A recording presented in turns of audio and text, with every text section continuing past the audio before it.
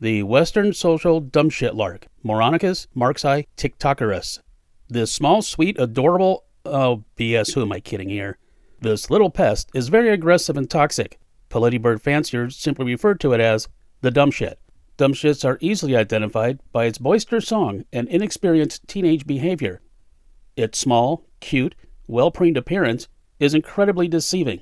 Dumshits are often described as delusional, obsessed, possessed, cantankerous, inept, stupid, and so on. Though these are accurate descriptions, the bird is simply a result of leftist lunatic evolution. More appropriate words used to describe this dumshit would be programmed, groomed, habitual, and conditioned. It is incapable of making its own decisions. It cannot even walk and eat seed at the same time. The dumshit must be taught how to fly, unlike most other birds that learn instinctually. Simply put, the dumshit would fall off a branch if it weren't groomed for flying.